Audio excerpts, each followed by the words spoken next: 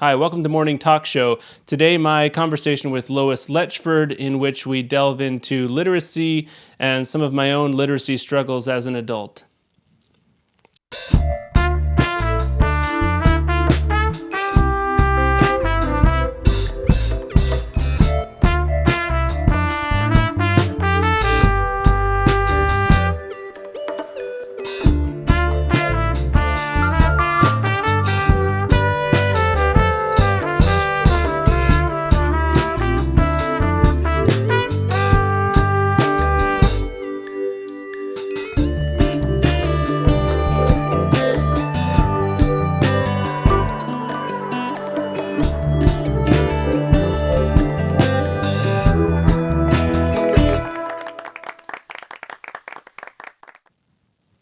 Hi, welcome.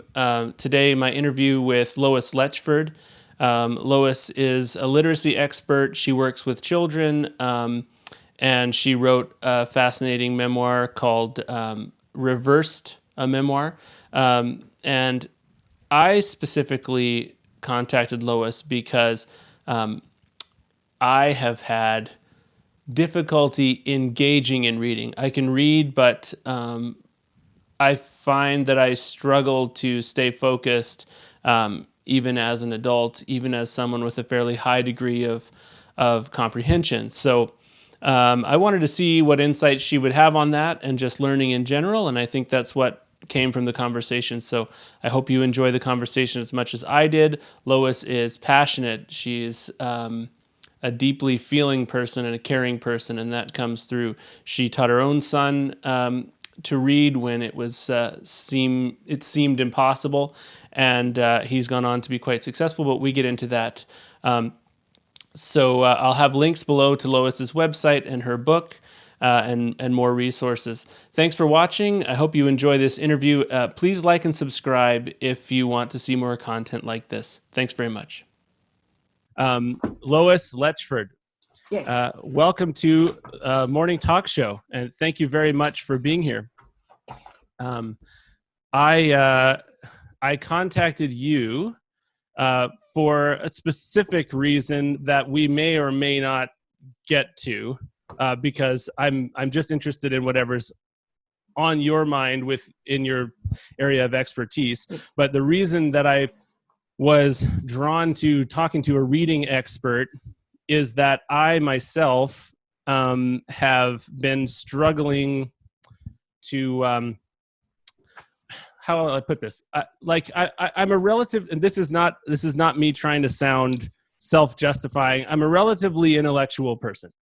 I really like to think. I really get excited about ideas, and at a certain point in my, already in my 30s, I became obsessed, as a lot of people are these days, with audio-based and video-based ways of getting ideas across. So podcasts and videos and lectures online and that kind of thing. And I experienced an explosion of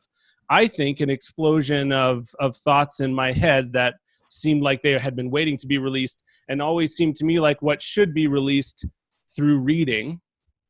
But I've always had difficulty reading, and it's something that is actually one of the few things that I carry around that is a bit of a shame. It causes me shame. Where sitting with a book, and trying to read it, I compared it once to putting a leash on a dog and then holding him and not taking him for a walk. My mind, and I know this isn't the focus of, this wasn't your issue with your son Nicholas, well, or maybe it was. Okay, wait, yeah, you speak now. I don't know why I'm ranting like this, but yes. I'm delighted to be here. My son's story could have been your story. It could have been the same. In fact, it could have been worse. Mm. My son learned to read through privilege. Mm. And it was the privilege of travel. I'll give you a quick synopsis. In 1994, he failed first grade. Testing showed he could read 10 words. He had no strengths and a low IQ. He sat in the classroom, bit his fingernails, wet his pants, and the teacher shouted at him. Mm. The prognosis is this child will never learn to read. Sound like you? Well, that's the interesting thing. It yes and no. Yes and no. I don't recall specific struggles in the learning of the technical side. I wasn't stigmatized about it, but I think it became, I think that reading was maybe miscategorized or something for me, where it was a discipline I had to learn. Like it was, yeah, like, cause I've heard you speak about Nicholas, and it does sound different from my story in that my teachers said I was smart. And I don't know if I don't know if it was for other reasons. I don't think my reading was ever like far above the other kids or anything like that. But it's actually something to do with taking in information through Print. silent media. Yeah, silent means, and looking at print. So while I understand, and I think your story is extremely inspiring.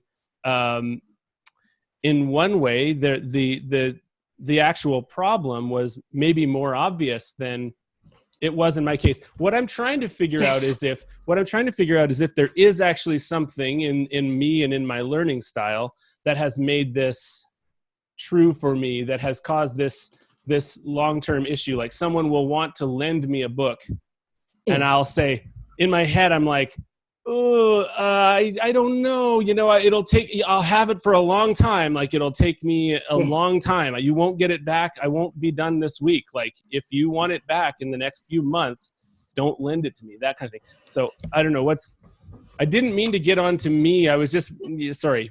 No, it's perfect. Go. I grew up reading words I couldn't comprehend. Mm. So in a way, I'm like you. Mm. In that I was never identified, but no one ever said I was smart. Mm.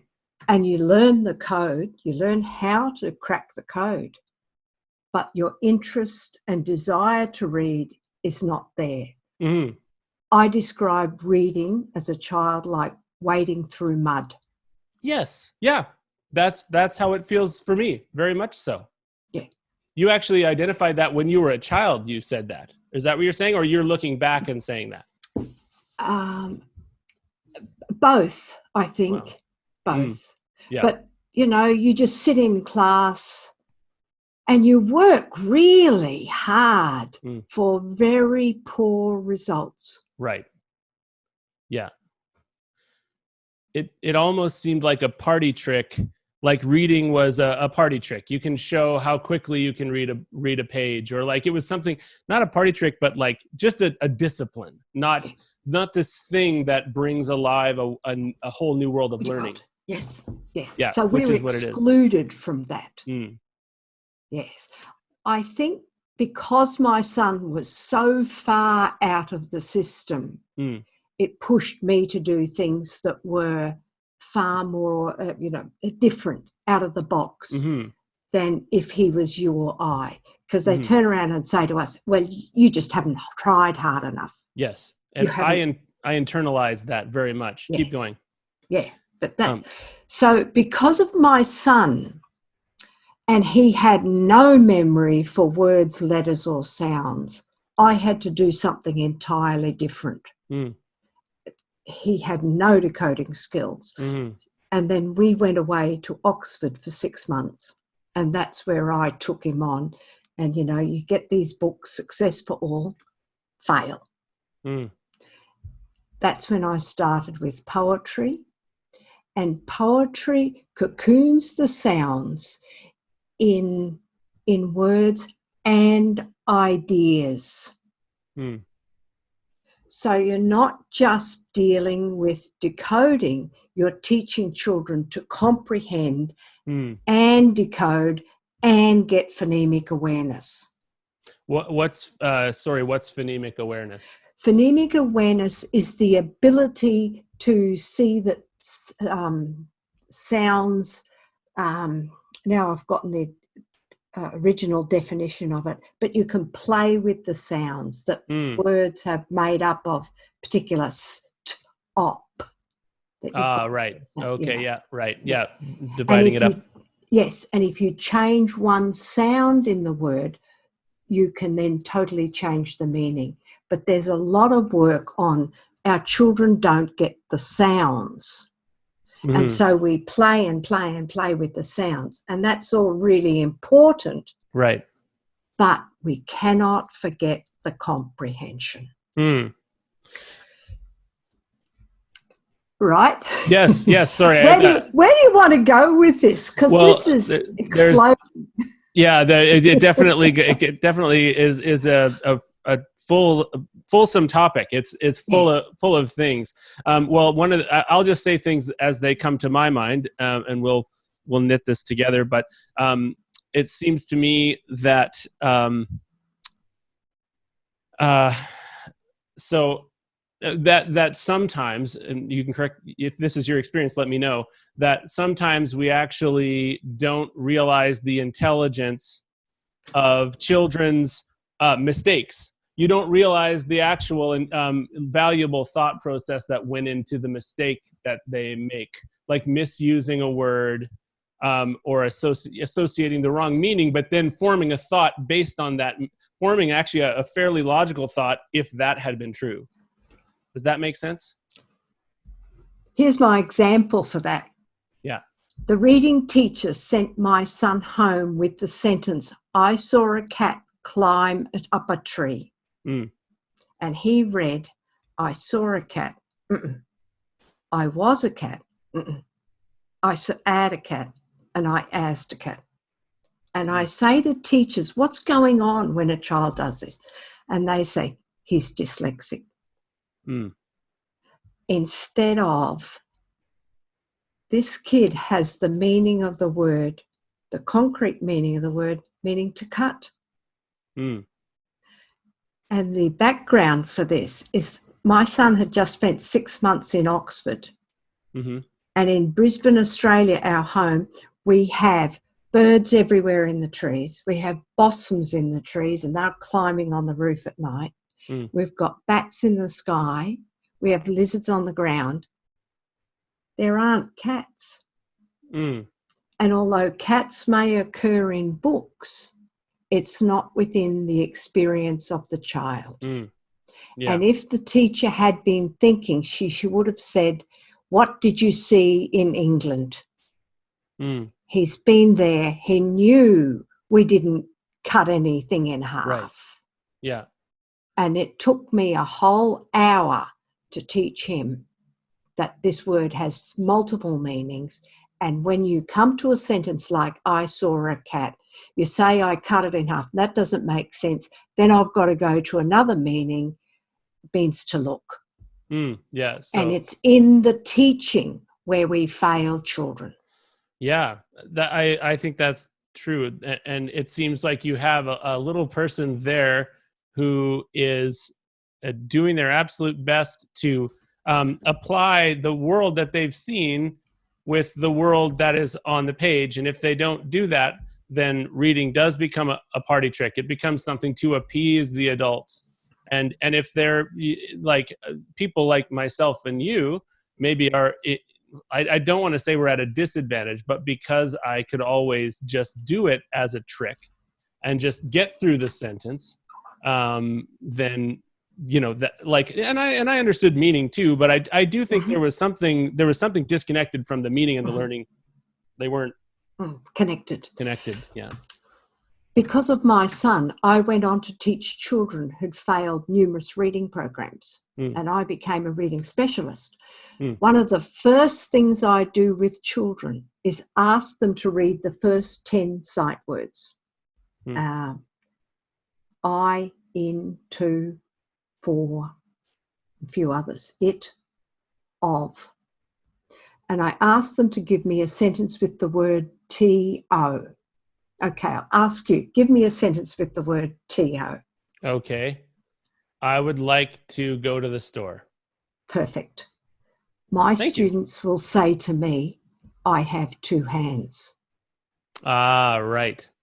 Okay. And it's okay, yeah, because they're associating a sound with a meaning, just like they're supposed to do, and then they kind of get slapped down for it. What jumped out to me is you talked about spending an hour on the different meanings of that word, and so it occurs to me that like we just have a time issue sometimes with the teaching, because if you are in the classroom with a bunch of different learning styles and the majority of the kids are kind of going at this pace, um, like then there are kids who just need more time, but the teacher doesn't necessarily have more time.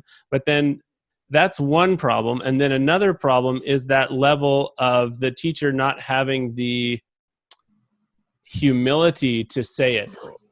Yeah, something goes on in the Insight. teacher. Insight, Insight. yes, yeah. Why that particular scenario is interesting for me is it came from the reading teacher, not the classroom teacher. And the reading teacher was working with my son 4 days a week, one-on-one, 30 minutes per day, not the classroom teacher. So that's the one who said that he was the worst student? That was the school diagnostician. Oh, okay. Wow. But the two worked together and they talked together. And that was the scenario. And that's where we come up with the deficit theory. The child can't learn the sentence, they just don't put in enough effort, and we don't look at the teaching. That effort thing really, it gets under my skin because it has plagued me my whole life. Like just as an example outside of reading, and one of the reasons I wanted, like, this is a bit vulnerable for me because I'm talking about some of the ways that I feel that my brain works differently, and it's something in me is saying you're just justifying yourself. You're just trying to justify your own laziness. But I still think it's important to unpack it, maybe, because I've never another thing that I've not been great at is organization, and the way that it's been characterized to me is that if you put in the effort, you would be organized, because organized for organized people. Okay, so this is dovetailing into a thought. For organized people, the steps seem so simple to stay organized. But then because I'm a graphic designer, musician outside, I don't talk about it in the podcast, but my main pursuits that I do naturally are entirely on the creative side. And so I'm wondering if you've noticed something where the child or whoever is trying to learn to read, if there are actual advantages in their personality that stem from the same place that their disadvantages stem from. In other words, one reason I'm not organized, and yes, I can learn to be better organized, but one reason that I'm not naturally organized is that my mind is very good at connecting disconnected ideas. Yes. And my mind, it spreads out like a cloud, finds ideas that other people don't connect and connects them together. And clearly that could inhibit your ability to take your life and neatly put it into little boxes. Yeah. So I'm wondering if there's a corollary with kids and reading, like your son is a mathematical genius or a very strong mathematically. Are those two things connected? And is that a thing you can transmit to children, like that you can let them know that this comes from the same place as something wonderful about themselves? I don't know about that, and I haven't studied it. But what happened in my life is that in school, because we don't read effectively, we then miss other skills as well. Okay, yeah. So it's all a combination of many things, isn't it? But it could possibly be right that you have this disconnect, but you could really strong on others. Yeah. Yeah, I think it's kind of something that I've heard more spoken about in terms of mental health or things like autism and Asperger's, which is no longer a diagnosis, I think, but where there are, it's very clear if someone has a certain type of Asperger's and a certain level of intelligence, that there are actual things they can do that other minds can't do. And part of that whole machinery working well means that this other thing doesn't work well, interpreting facial expressions or reading social cues.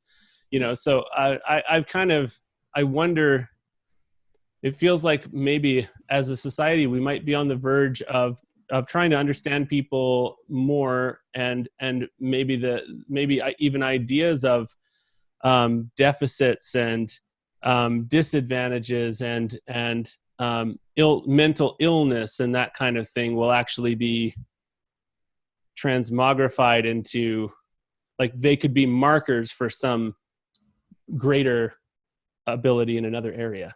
Yeah. I don't know. I appreciate you saying that you haven't studied that, because I get from you a strong sense of being a lifelong learner yourself. Like you were, before we officially started the interview, you were very excited about what you're learning about curiosity, and how curiosity is not encouraged or not properly harnessed in children. Oh, you look at Nicholas's learning, and it's different. We were out of the school system and we're in Oxford, the centre of the world for learning, with all of these artefacts around us. And we start learning about Captain Cook, and he got enthusiastic when we saw the maps and asked these amazing questions. And that dragged and pushed our learning. When you're inquiring about things and you're calm and excited, it changes what's being activated in the brain.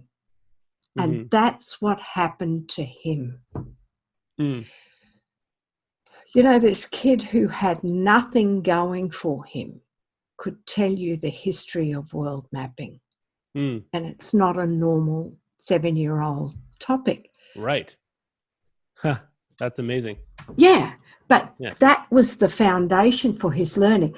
Then the letters and sounds fitted it in so nicely and easily. Right. And he said, then you've got a reason for it. There's value in it.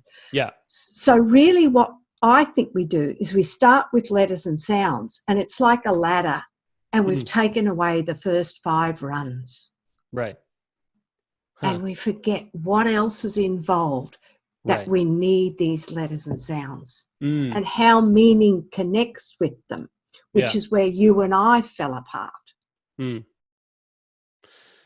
Another analogy that comes to my mind, I like the ladder thing. Another one is that it's like going into a building class, and you spend a month learning each tool, and you set it in front of you, go, this is a hammer. Someday you'll pound in a nail with this, and so after a month of doing that, you've become habituated. You might maybe even resentful to that hammer, and you've never even put in a nail. Or so. Is that an okay analogy? I have 2 analogies. I don't know which one do you want me to start with. I'll start with the tree. It's like planting a tree. How does a tree grow? It doesn't grow by us hitting it or shouting at it or screaming or anything. It grows when we water it and we fertilize it. And it's got to be in the right tree in the right climate. And if those things aren't in place, that tree will not grow.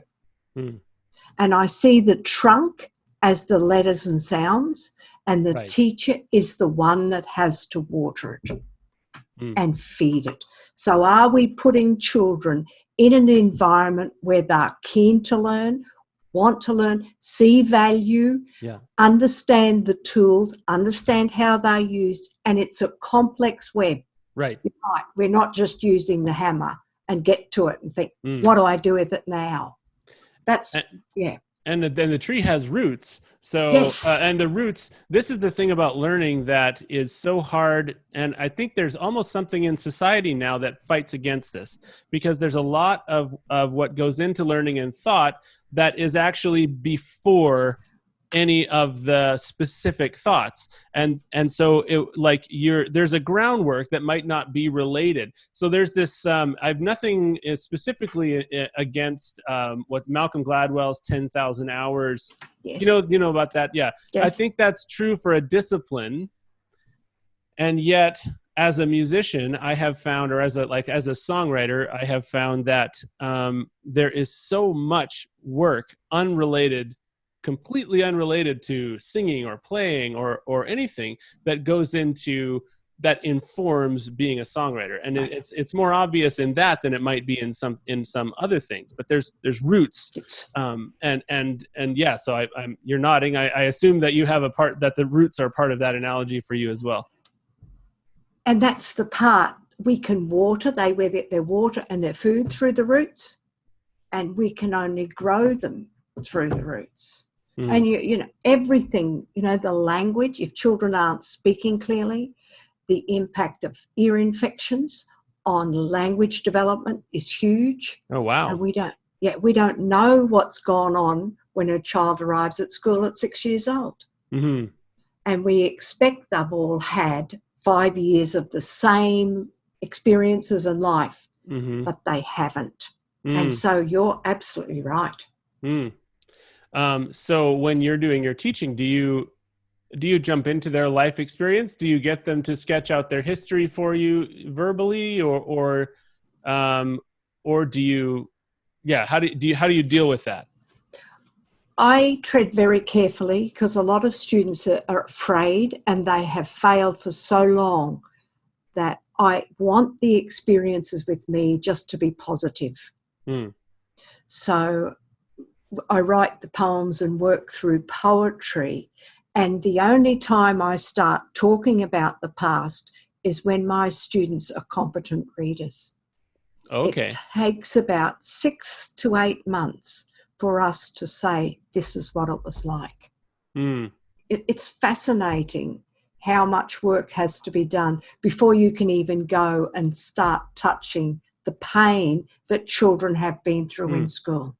How do you get a sense for when that time is? Because that would be an important skill, even for adults, to be able to, in their friendships and relationships, to tell when it's time, when it's a good and productive time to talk about the pain of someone's past. I often do it through books, so that you'll find a book that they connect with.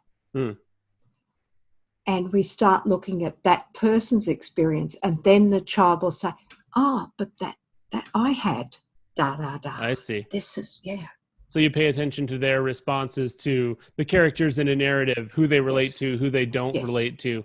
Oh, that's really interesting. Yeah. And that brings me to something that's always on my mind. It is empathy when I have these conversations, and having empathy for other people. But as I was listening to your things that you've been on and reading things you've written,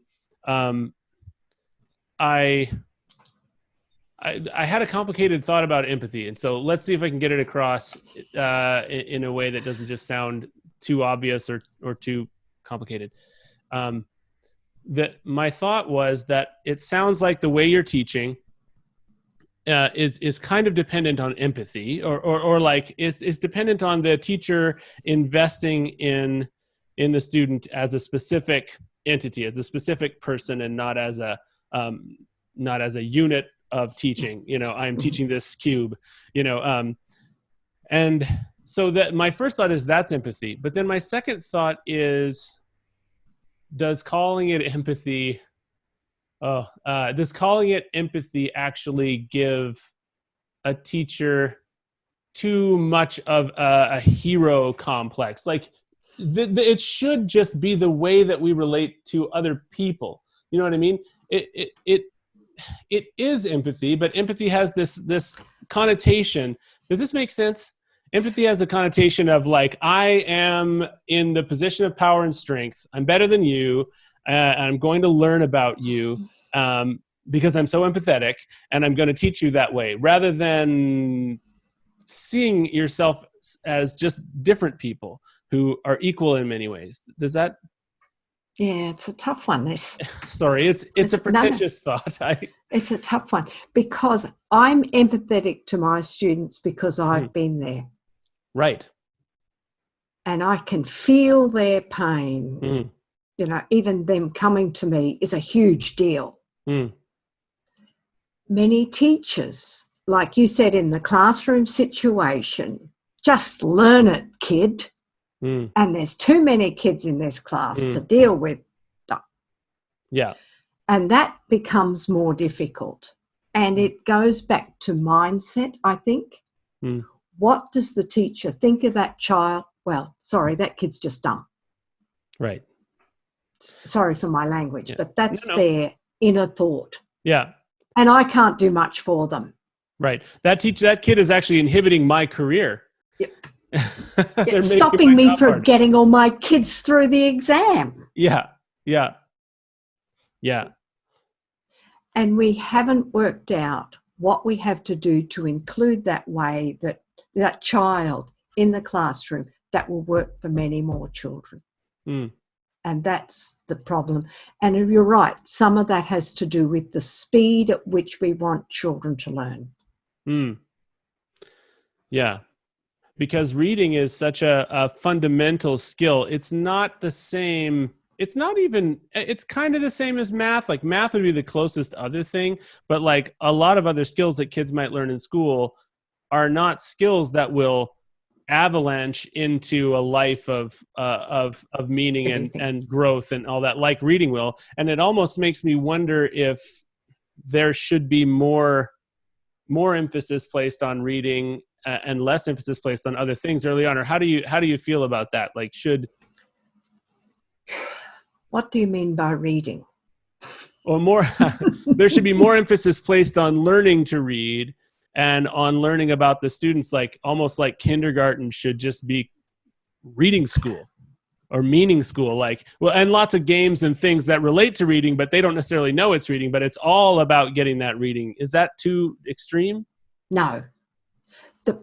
I think, the biggest disadvantage we have for reading is that most children learn to read with ease, 50%, 60%. Mm-hmm. If it was the other way round, there would be a greater understanding of what goes wrong with the people that struggle. Right. Yeah.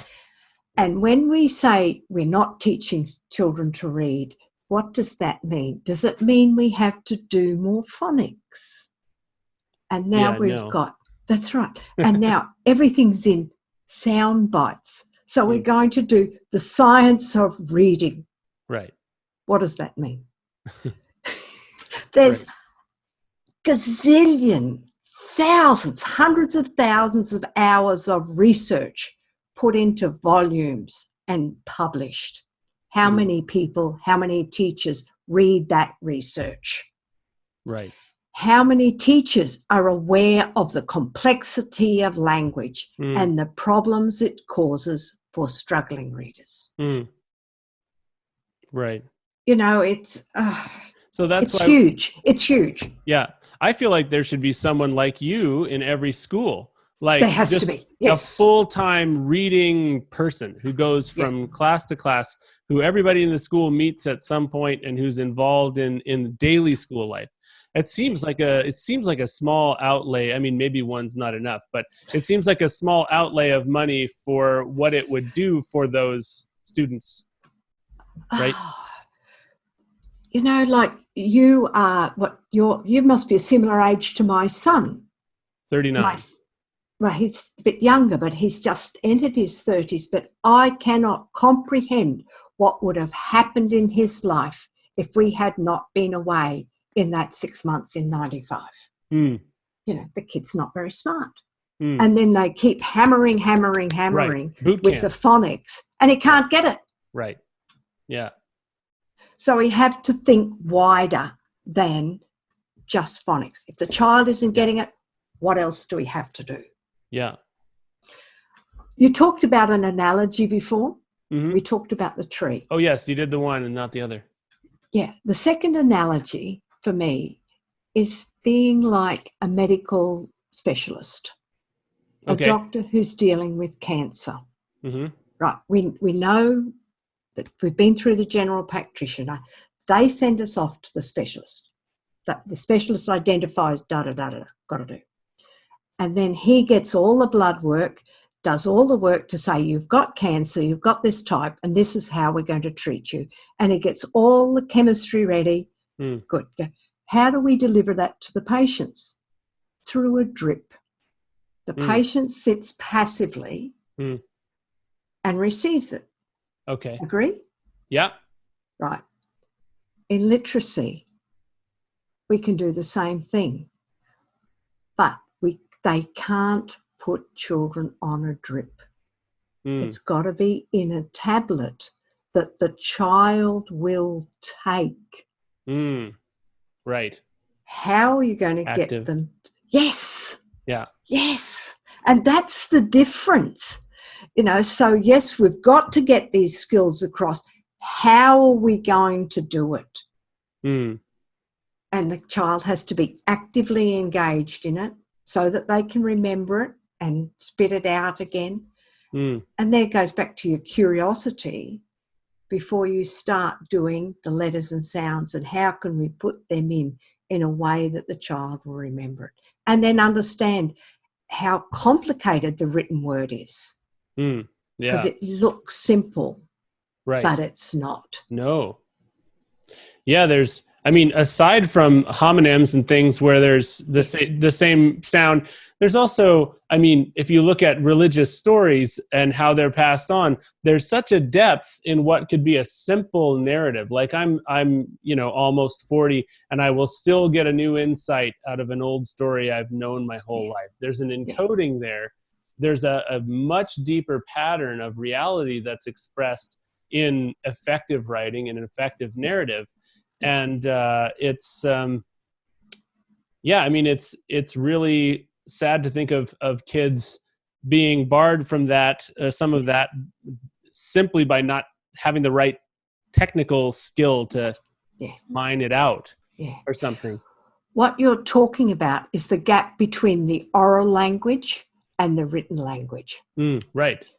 When we talk, you can see me, I've got eye contact, we've got hand movement, we've got all of those Inflection. things. Yes, written language is much more sophisticated. Even songwriting, how many drafts do you do before you say, I'm happy it's publishable? Right. I think in one song I replaced every word. Yes. By the end. Yes. Yeah. I don't know how many drafts it is, but yeah. Lots. Crazy. Yeah. And we don't recognize that when we come to writing. We think it's the same, but it's not. And it's one of the reasons I take short stories and books, little books for children, and turn it into plays so that it does become oral language. And if that language is a bit different to what you would normally say, let's change the words so that they are what you say. And then you get, how would you say that? The inflection, as in oral language. And then you're not reading a paragraph, you're reading a line or two, and it becomes a conversation. And it's a real stepping stone to independent reading. That's interesting. Do you find that most of the students that need extra help learning to read do have a fairly well developed or fairly normal, I don't like that word, a relatively average verbal acuity? Like, it depends on the child. Some are really good, and they're the ones that throw the teachers. You haven't got enough decoding, but it's still the language problem, right, that they haven't got. And you might have heard me talk about it, the role that pronouns play in any text. And it goes back to the teaching. We ask the child to read the word like he. It's easy to read, isn't it? We ignore that every time you come to the word he in a text, it will change depending on the context. Mm. Have we taught the children how the written language works? Mm. When you come to he, replace it with the most relevant pronoun. Hmm. This started with me when I was dealing with some third graders, Mm-hmm. 8-year-olds, and I had a book called R Said Stork. It's written for children who are 1 year old. And it's R Said Stork, I will peck this egg. He pecked at it, but it would not break. And there's the picture of the stork pecking at the egg. And the next page is the elephant stamped on it, double page spread of the elephant stamping on an egg. Lion bit it. Right. Chimp hit it, blah, blah, Right. blah. And Very I get to simple the idea that's illustrated. yes. Yeah. And I get to the end of the book and I say to my students, what's the it? And all three of them threw their hands up and said, it is nothing. Interesting. And if children don't comprehend the word it when there are 3 and 4 words on a page, they won't comprehend text when it gets further and more complex. Right. And those might have been children who could have read that sentence fairly easily and convinced the teacher that they were ready to move on. Yes. Yeah, but you're Exactly. saying you brought it back to what is the meaning. Yeah. Yeah. And so the pictures, using the pictures made me think this might be a slight left turn, but I've noticed my son's in grade 2 and he's learning to read, and he's not having difficulty as far as I can tell. He's doing well, which is nice. It's a bit of a relief. But what I notice is he's so hung up on the meaning of what's going on. He's very invested in the meaning. He's very invested in every photo or every picture. So if we turn a page and there's a new picture, I have to give him 30 seconds to take in that whole picture. I see him staring.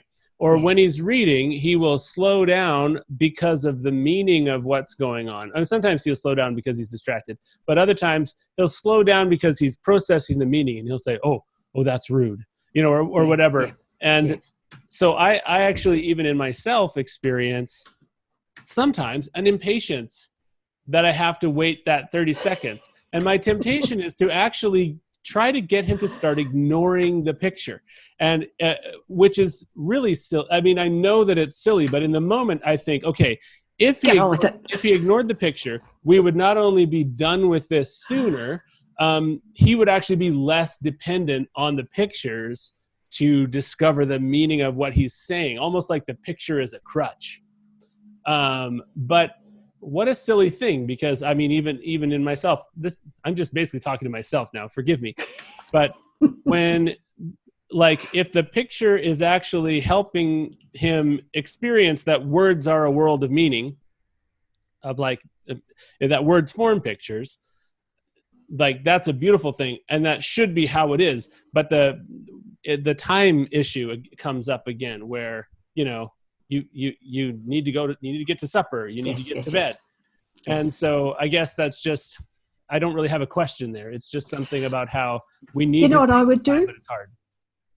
I would have sticky notes and ask him to tell you what he's thinking about the picture, and write down his thoughts on a sticky note, and then you stick it on the appropriate picture. Oh, that's an interesting idea.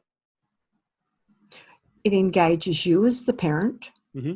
You're getting his thinking, putting his thinking into words, and you're writing the words down. So he's got more to read. You're connecting everything. You're not getting frustrated. Yeah, I mean, I'm not like getting livid or anything like that, but yeah, sometimes I get antsy. Yeah, and you're enhancing the experience for both of you. That's interesting. That's a good idea. See, there's multiple ways of approaching reading. Right. And that's what we forget. How would you describe the multiple, like, do you have kind of categories you've created for the ways of approaching reading? Yes, I do. I certainly teach decoding, but that's not my first point. I actually start with a whole, with something to read to my students, mainly because my students have failed to have the fun out of reading. And I turn a book into plays and I read to them first. So I'm giving them value in why are we reading? And if they don't like what I've got, we'll find something else. Or I use poetry. So that's the whole. I certainly teach children how to decode explicitly and multisensory. And the third component is all the language, what I've been doing, like the sight words, making sure they understand that TO and TWO, although the sound the same, have different meanings. And, you know, there's a lot of those words in the first 100 words that children have to read.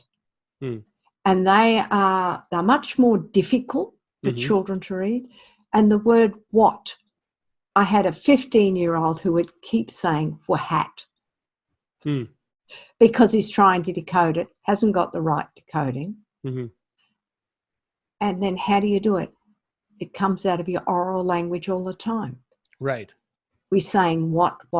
So that's how I taught them and teach sight words in a way that is meaningful to the child. Connecting the oral language and the written language, like I've suggested you do with sticky notes. That must be so different for a 15-year-old who theoretically is having much more complicated thoughts and things than a younger child when they still have an issue with the reading. Yes, and my biggest challenge all the time is finding appropriate material that they will want to read. Yeah, and that would get harder the older they get, right? Because I know that my son is interested. The stories are just right for him. There's the right amount of danger. There's the right amount of whatever. But interesting. You know what books? This is just on a personal note. We read all of the Ramona books by Beverly Cleary to our children, and I thought as an adult, those are maybe the best books I've ever read at explaining complicated emotions and personal issues and family issues in words that a child could understand. And my children were so invested emotionally in those books, and I was too.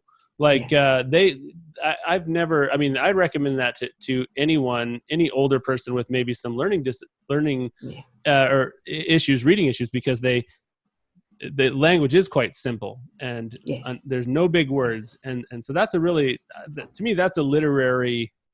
That's quite an accomplishment to be able to do that. So sorry, go ahead. And you want children to be emotionally invested in the reading. We don't want them just get through the book and finish it and throw it away. You know, let's stay on this page a little bit longer. We want depth of learning, not shallow stuff. Right. So and anything that creates active engagement in the book and the text is a bonus for our children. Yeah. Another thing that came into my mind that when I was researching you, that ties into kind of one of my main things I want to talk about in the podcast is the idea of life vocations rather than jobs. Because you seem like a person who at a certain point defined yourself as a teacher and as an educator. And I have confidence that you would still consider yourself that if you had no income from that. Like, you became an educator to help your own son. So it wasn't like you didn't go out and say, well, if I can find funding to help my son, then I will become an educator. You know what I mean? So does that resonate with you? Like, I feel like it's something that's important for people to actually identify or think about maybe what their life vocation is, what brings the meaning, what gets them into a flow state, what does their mind naturally go to? Is that consonant with your experience? Yes. I was pushed into the position that I ended up being in.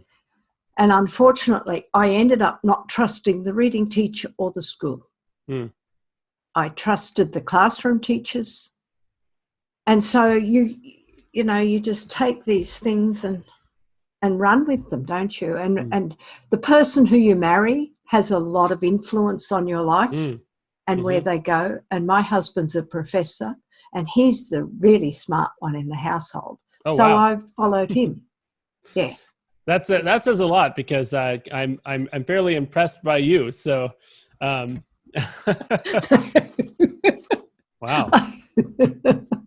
Well, your humility is definitely appreciated. That's very interesting. I wonder if he was sitting in the chair, if he would say the same thing. If he would say he's the smart one.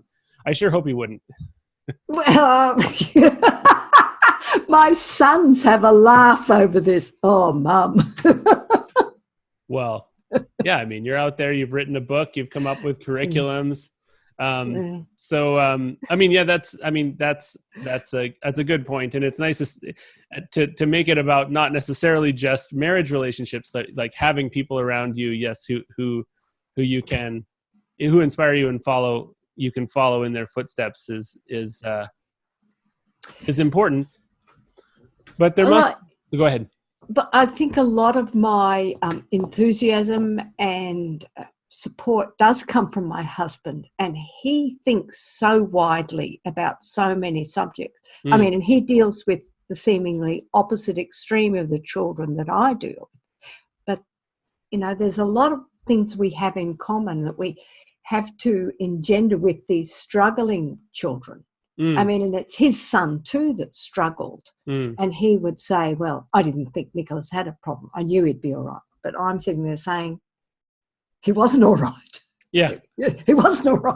Well, he certainly wasn't set up for success in terms of had he continued on the same path with the same, in the same system. Without input. Yeah.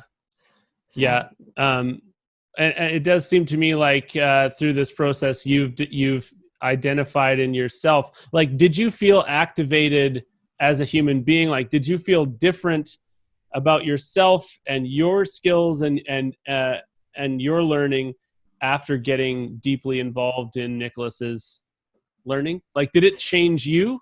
Oh, yes. It made me passionate. I lived the academic research. Right. I read this academic paper called Beyond the Deficit Theory, and it said, when children fail in school, it'll be because they've got a low IQ. Look at their home background. They haven't done this, that, and the other. I read that paper and I became depressed for a whole week because I thought that's exactly what they did to Nicholas. It's not academic for you. It's real. Yeah. And that paper was written around the time my son was born.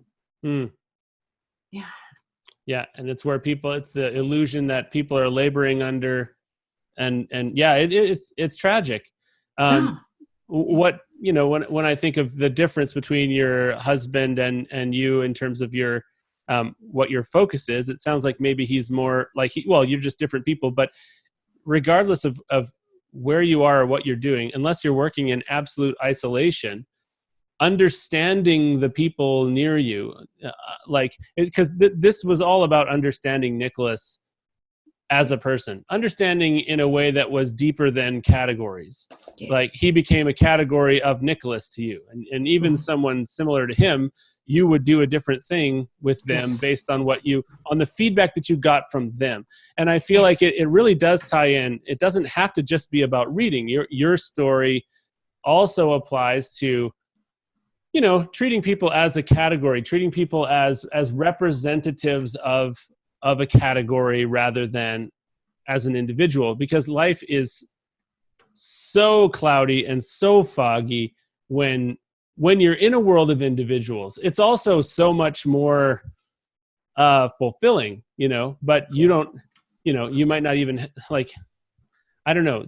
I'm not, this isn't a question either. It's just more thoughts based on what you're saying, because it applies so much further than just reading. Yes. Like, learn to know the people and treat them as though they have surprises for you.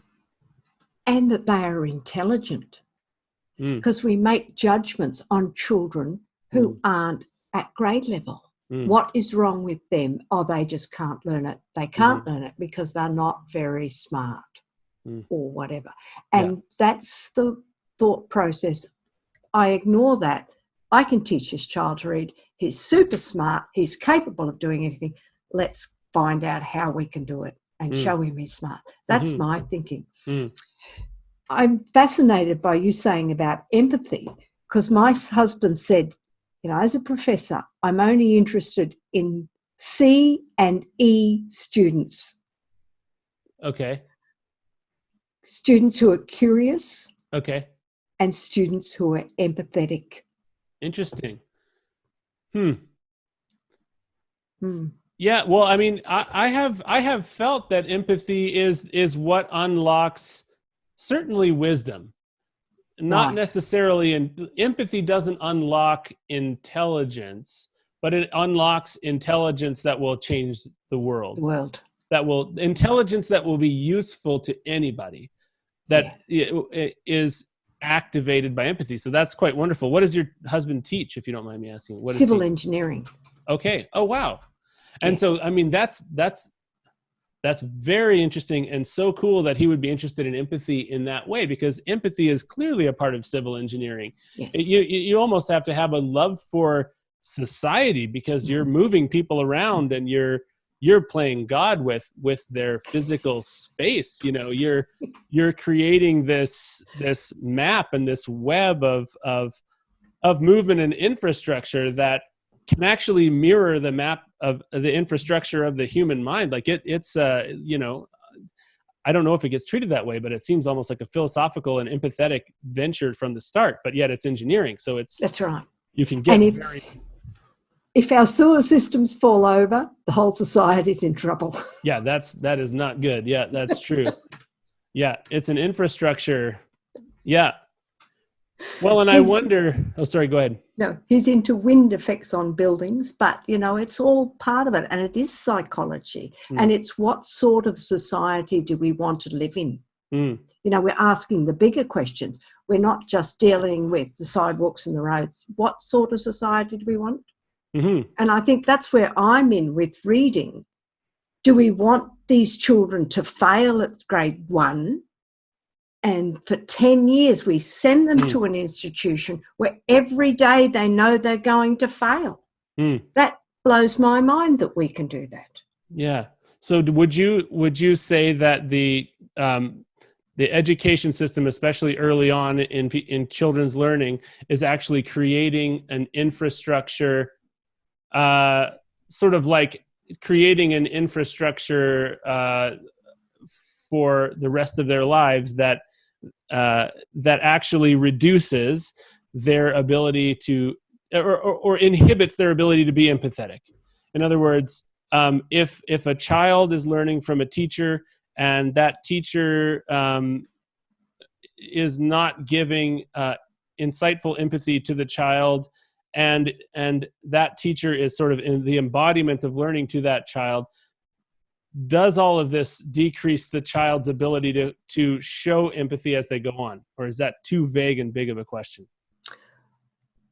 I'm not sure, but the results will tell you that many children end up in prison, that there are many mental health issues because of it. So I don't know if it's the issue of empathy or the lack of learning that limits the choices that children have because they haven't learned to read. Right. It's a soup. It's definitely a soup of things, you know, because if a child isn't learning properly and then also is developing a low sense of themselves and their own potential, then they end up in a lower economic bracket, which is really the indicator of, you know, it's a feedback loop. That goes downward. I think honestly, looking back based on this conversation and thinking about myself back when I was learning to read, which isn't something I've thought about a lot because I wasn't stigmatized. And I wonder if that's a big part of it. I wonder if the fact that, like, my mother, for example, told me that I was smart. And she believed it, like, but so she wasn't lying, but I wonder what the same brain would have done if the other messaging had been given to me. Like, cause I had enough of that. I gave myself a lot of that. Like, maybe I'm not smart. Maybe I'm not a hard worker because it takes me forever to read a book. Or maybe I'm not a hard worker because my book bag is horrendously messy. My notes are illegible. Like, maybe I'm not a hard worker. Maybe I'm not smart. I had enough of that myself. If that had been encouraged, if that negative side had been encouraged, I could be a very different person today. That's right. Not that I'm some bastion of success or anything like that, but I'm a person who doesn't, I don't hate You're myself. not stopped by what's happened in your past. I still Whereas enjoy others, learning. I think it stops children doing anything. Right. And that is just tragic. Yeah.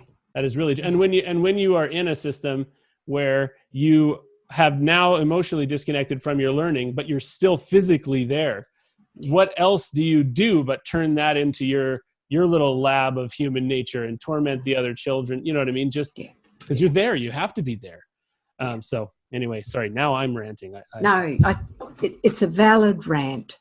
And that's where I go back to Nicholas. What would have happened to him if we'd not left Australia in 1995? Yeah. Because he had no strengths. It was well positioned for him not to start getting stomped into the same mold over and over. So it's beyond thinking about. Yeah, so fortunate. Well, I don't hope that.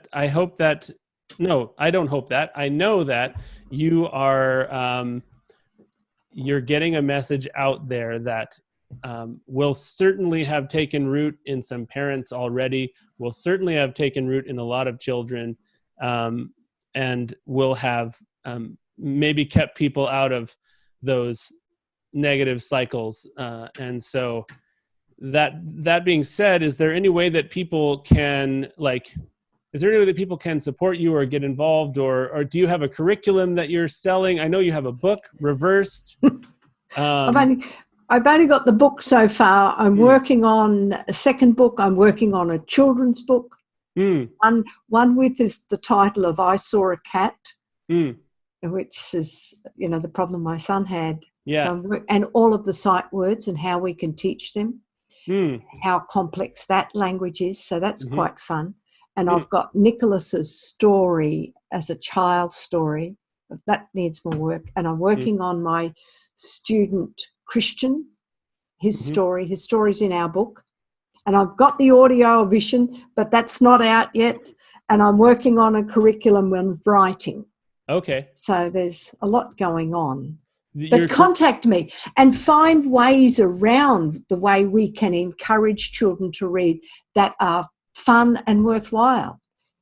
Use the iPhone. Ask the child to record their reading and send it to grandma.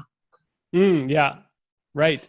Or, read on it so that grandma can listen, and all of that. Importance of response, an adult response saying, aren't you fantastic? At whatever level, and taking the book and turning it into a play. Using that's costumes. One I've never done before. That's very interesting. I feel like my kids, I feel like my specific children would really like that. Yeah. Interesting. Well, I really think you're doing important work. I really appreciate you taking the time to speak with me. And I hope that, all of those things you just mentioned get out there. And I definitely am excited to listen to the audio version of Reversed. When do you think that might be done? Oh, hopefully in the next month. I've recorded it, and I have a problem, so my speech in the recording is not always clear as it should be. Okay. And there's too many breaths, and my son is working on cleaning it up for me, and then I'll see how quickly I can get it out. Audio is definitely a different discipline. Yes. That's for sure. So, I really appreciate it. You can probably tell I'm kind of wrapping it up, but is there anything more you'd like to say or get across? No, but you've said it. Become a lifelong learner. Don't give up.